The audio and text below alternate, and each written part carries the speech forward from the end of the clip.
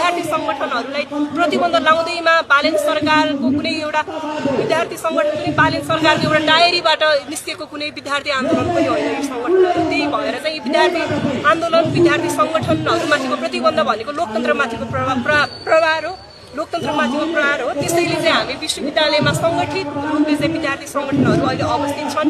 विश्वविद्यालयमा प्रहरीहरू अलिक खटाउने कुराहरू छ, विद्यार्थी संगठनमाथि प्रतिबन्ध लाउनको लागि तिम्रा त्यो प्रहरीहरू तिम्रा त्यो सेनाहरू चाहिँ गएर सुस्तामा पठाऊ, तिम्रा सेनाहरू चाहिँ लिपुले धुरामा गएर पठाउनको लागि चाहिँ हामी सरकार समक्ष विनम्र अनुरोध गर्दछौँ। र विद्यार्थी आन्दोलन कसैको बेवा होइन, कसैले खारेज गर्दैमा खारेज हुने, कसैले राख्दैमा राख्ने खालको होइन। यो त आफै जनताद्वारा विद्यार्थीहरू आफ्नो हक र अधिकारका पक्षमा बोल्दै विद्यार्थी संगठनहरू स्थापना भएको हो। र त्यसैको विरुद्धमा चाहिँ हामी चरणबद्ध ढङ्गले आन्दोलन गर्दै आइरहेका छौँ र अहिले चाहिँ हामी शान्तिपूर्ण ढङ्गले आन्दोलन गरिरहेका छौँ।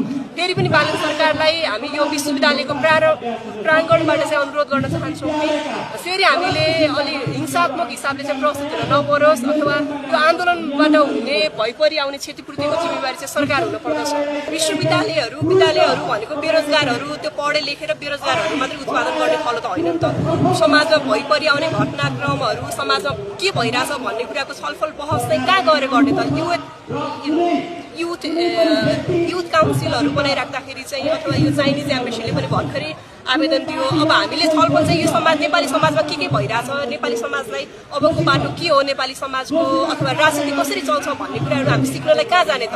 बालेन सरकारले हामीलाई स्पष्ट पारिदिनु पर्यो कि विश्वविद्यालयमा राजनीति हुँदैन भने विश्वविद्यालयमा राजनीति कसरी गरिन्छ भन्ने खालको नर्सरी एउटा विद्यार्थी सङ्गठनहरू खारेज हुँदाखेरि चाहिँ आम जनताका छोराछोरीहरू चाहिँ कसरी राजनीतिमा हुने त?